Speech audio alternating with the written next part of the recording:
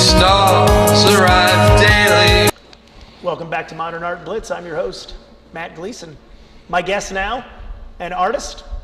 He's been around a long time. Brian Mallman. How's it going? Good to see you, Matt. When does that become a compliment? I don't know. That's an insult. When the hair turned gray, all of a sudden I hear it's like, it. he's either been around a while or, well, he's been around longer than that.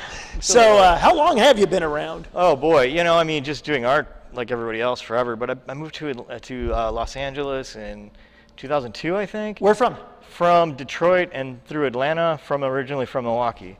So, wait, you're from Milwaukee? Originally from Milwaukee. Did you know Jeffrey Dahmer? I actually, I worked on a project installing a railing about 2 blocks away from where he lived. Ooh. And it was about a week before. This is gross. It was a week before they. About a week before they found him, and I'm like, oh, check it out, a tooth. There's just no way it was connected. There's just no way it was connected. There's no way it's connected. There's no way.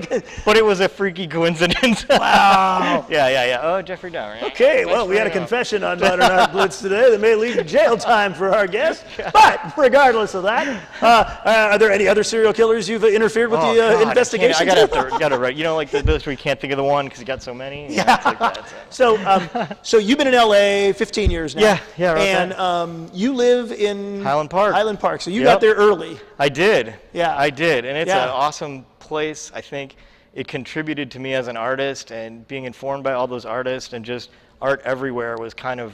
Did you have a gallery there? Did you do exhibitions there? I did. I worked with Moore York Gallery for a while, and I was curating shows at a Moore York Gallery for probably about a year, and I started the gallery night out there when it was really early on, when we were doing shows in people's yards, and we were trying to get people to do shows in their trucks and all kinds of stuff. We were just having a lot of fun with it, and I think it was kind of way under the radar at the time, but there's so many great artists living out there and working out there that you had the opportunity to interact with so many people. Wow. It was pretty fantastic. So tell us what we're looking at here. This is one of my drawings. I mean, probably my primary thing that I do is drawings. I mean, I was trained as a figurative artist, studying formally, looking at figurative work and stuff. So kind of drifted off in my own way. And in this series, I kind of feel like I'm coming back to it right now because it was sort of political in a way, but dealing with how people move and how people talk and position themselves and sort of the look and feel of leadership. And I was kind of thinking about how important that is. And as human beings, how do we sort of fall prey to that, where there's really nothing behind it, but if you have the way you speak with authority and the way you position yourself and the way you use the hand gestures, that you can make a lot of headway. And hey, I'm in charge here. I am in charge here, right? Right, yeah? exactly. And it just seems like, obviously, for So we're looking, you're basically kind of mocking authority here, yeah? Kind of, yeah. And investigating how much I fall for it, too. Like, why do you fall in line? Exactly. You know what I mean? Why do you just fall for that? Why don't you make art that goes with art history? Exactly. Yeah, right. Okay. So is this the media is? Just drawing. I mean, drawing on board, and it's on a wood panel, and the panel is just so gorgeous to work on. And it is something I go back and forth with because it's such a big part of the work. I mean, you see a natural wood panel, but you can just dig in there and just do these awesome blacks. But you can also, you can just barely touch it with your finger, and you can just see the most faint line. So you just get this massive range of line. And I really sometimes, I think I'm just in love with line work and line quality, and sometimes the subject matter, I go back and forth, where as I'm doing a drawing, I'm just kind of caught up in the beauty of these marks that, you're making them as an artist, but they're also kind of happening on their own because of the media. And, it's kind of an addictive thing. I mean, the graphite is just, it captures your humanness. I know that sounds kind of corny, but so well. I mean, it gets every mark. It can kind of even get the way your hand sort of shakes, and a little vibration, it picks it up. Yeah, and it's just wonderful. Are you using a number 2 pencil? I'm not. I'm using an ebony pencil. It's a really soft pencil. Ebony? Ebony, yeah. Ebony so it's lead? ebony. It's called ebony, and it's a pretty thick chunk of graphite, and it's pretty soft. So it does get those really rich blacks, but it's so soft that you can really get. I'm not one of those guys that has like the big spread of pencils, which I admire those people because it's just cool to have all those pencils. But just I having got this one that's kind of like, wow. And It's like the old jalopy. It works. It gets me where I'm going. And exactly, yeah, okay. exactly. So what are we looking at here? So at some point I started, like I said, I started the gallery night, and the whole time I was working on that, I'm like, this feels like art. This feels like I'm making art. So I started investigating kind of social practice stuff, and I was hanging up sketchbooks around the neighborhood and just kind of like, it was like fishing.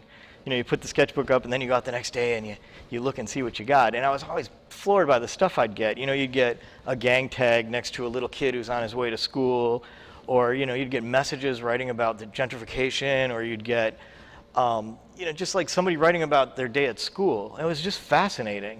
You know, some just pencil scratches and, you know, a bunch of penises drawings, which you get, I don't know. Throw out the wieners, baby. There's sausage on every pizza these days. The furthest away from the street you were, the more of those you got. So I tried to keep them closer to the street to keep people. So now isn't that Mayor Garcia? It is. So I ended up one day I put up like 50 sketchbooks and made a map, and I worked with the Center for Arts Eagle Rock, and Mayor Garcetti participated in it. Did he do a drawing?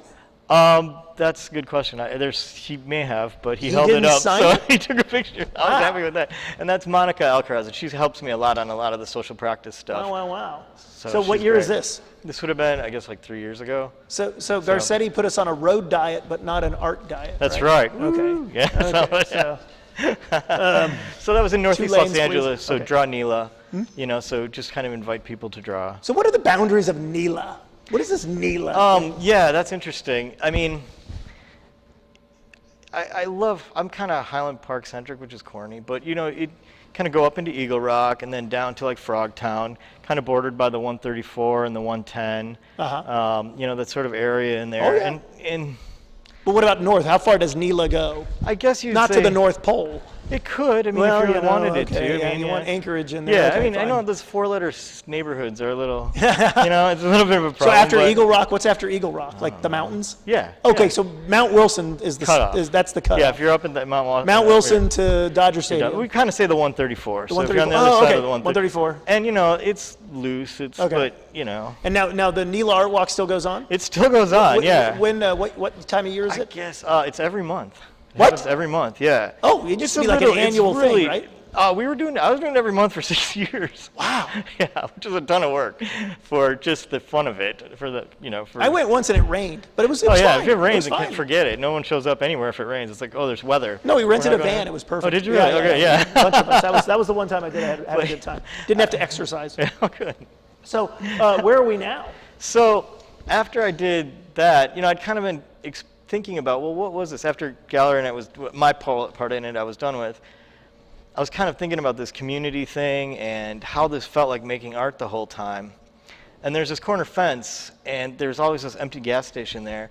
So my friend Claire Graham has a studio across the street. I don't know if you know Claire, but he's got a big studio. And so I borrowed his ladder, and I went up there, and I always wanted to figure out what to put up there. And I thought I was like, I'm just going to call it an art gallery and say, okay, I don't have an art gallery anymore. I'm not curating anything like this. I'm just going to say that everything is my art gallery. I'm just going to see what happens. I don't know. I didn't know what I was doing, and I was just kind of having fun. So, Okay. And I was trying to figure out what to do at the top, so I put form line here because I thought it was funny because it's kind of art, like form and line. But just a random thing that says form line here has kind of made me laugh a little bit. Double entendre, yeah. Right.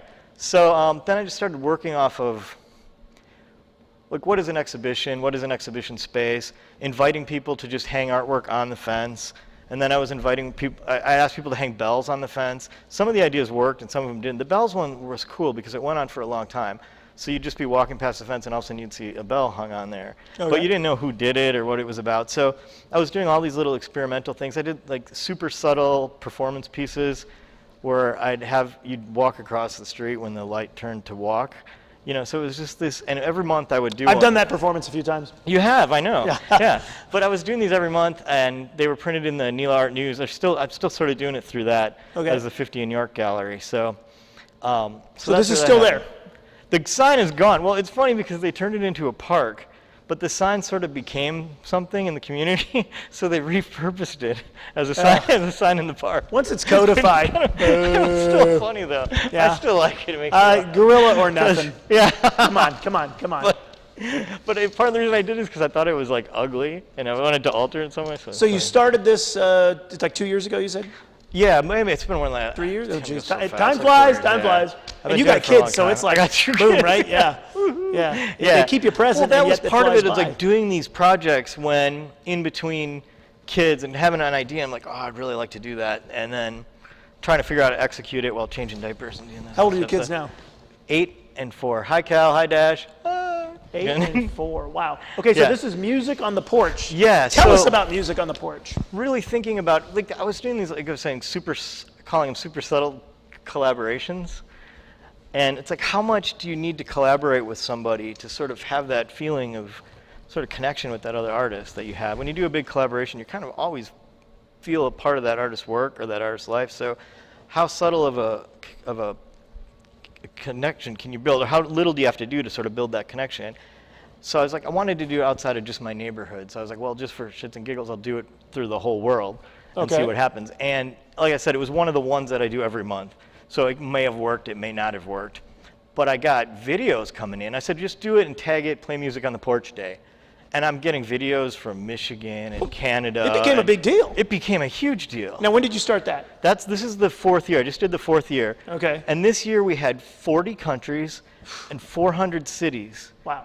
I mean, it still blows my mind, and it's moving to be like a luthier in Iran. I'm texting back and forth, asking him about this type of instrument, you know, and he'll answer, he's like, oh, my friend, nice to hear from you. And, you know, he's in the middle of Tehran, and everybody is so nice. You know, a guy in Pakistan telling me how it's difficult to do music with the fundamentalists, and it Oh, yeah. Their hits you. fundamentalists are a little harder. Little harder. A little harder core than some other fundamentalists. And even you know this No stuff. music. Yeah, yeah. No porch. Well, I'm a little loose on the definition. I mean, the name was kind of like, oh, that'll be cool, but you know. Play music on the porch day. It's become a complete internet phenomenon. It's been crazy. And yet it takes the internet out of it. It's like, go play music on the porch, and maybe you make a video and post it, maybe And, not. You but- know, coming back to the gallery night where it was like me sitting alone in my computer making this map and putting it out on the map, and then all of a sudden Saturday would come and there were all these people around. I was like, this is really Wow. cool. Now, did You know? any famous people? I mean, famous is an interesting thing because, I mean, who's famous to us? You know, there's people all over the world that there's what does he play? Oh my goodness. I can't think of the name of it. It's like a hammered dulcimer player from Wow. Iran who is pretty well known. Big following. Big following, you know. And Because the then hammer dulcimer there, that's like. it's a bigger deal than it is here. yeah, we don't okay, have, yeah, thanks. yeah.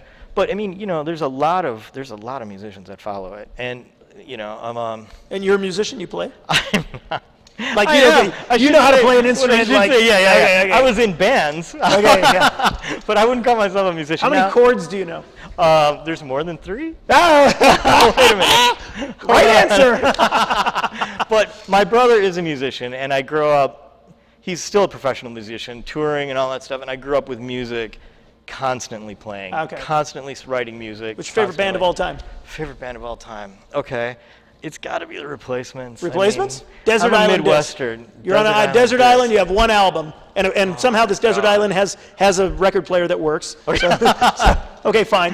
Okay. What is your all-time? What is your desert island record? God, that's a tough one. I hate this one. I don't know. I mean, it's got to be. Pleased to Meet Me. I Pleased to guess. Meet Me? Yeah, Replacements? and I know, Okay. and that's not the one that everybody likes, but.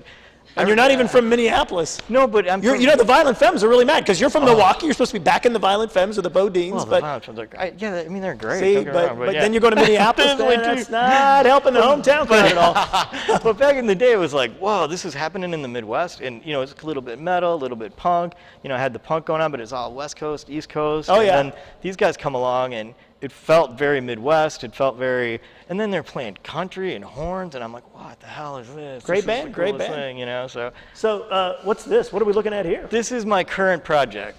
So I'm really sort of intrigued with this global participation, this global collaboration idea. So what if, I mean, okay, as an artist, what are you asking of the world? You're like, I want to do whatever I want to, whenever I want to, and I want to make a bunch of money. It's a pretty big thing to ask, right? Pretty big thing to ask. Pretty big thing to ask. So I'm like, okay, I'm going to try to do something right, exactly.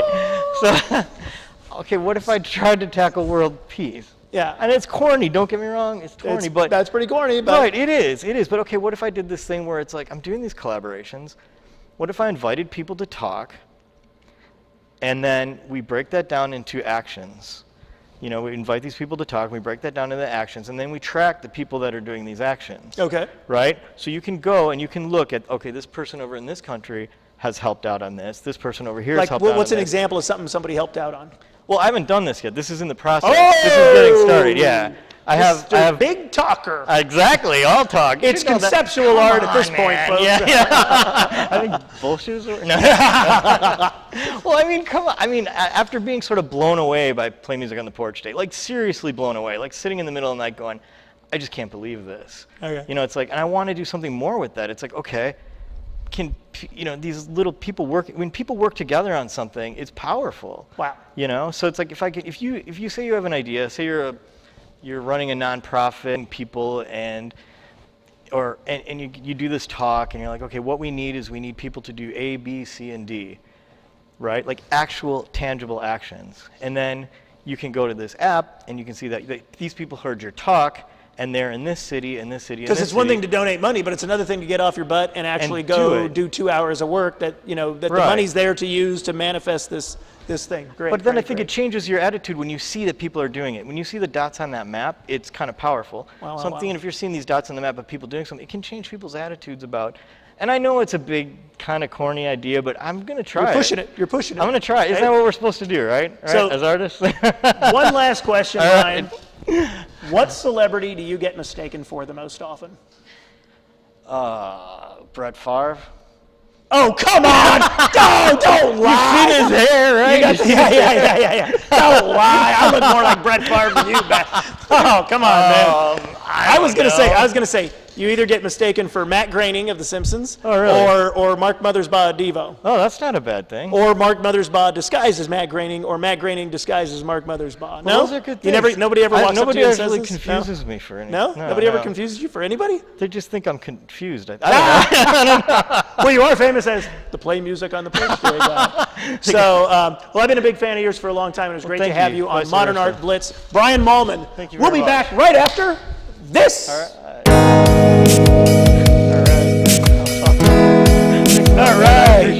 Come on up, guys.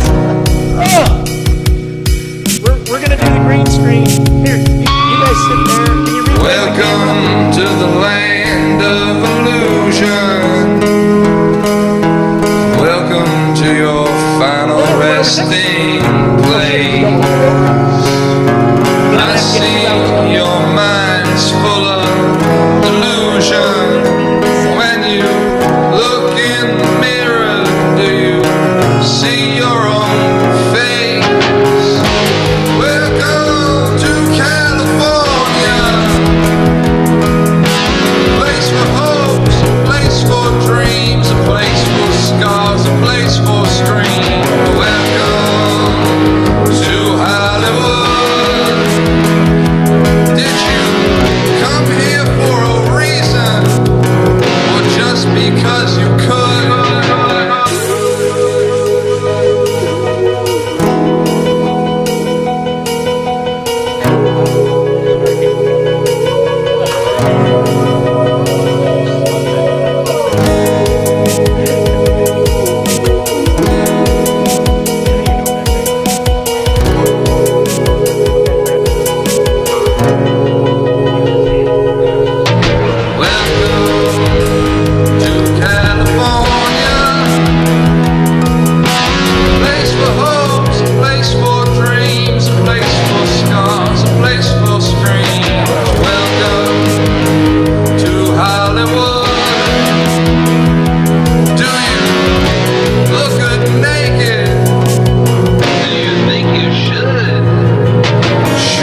Swim around in these waters, looking for something to eat. Stars arrive daily by the hundreds. Stars are just really fit.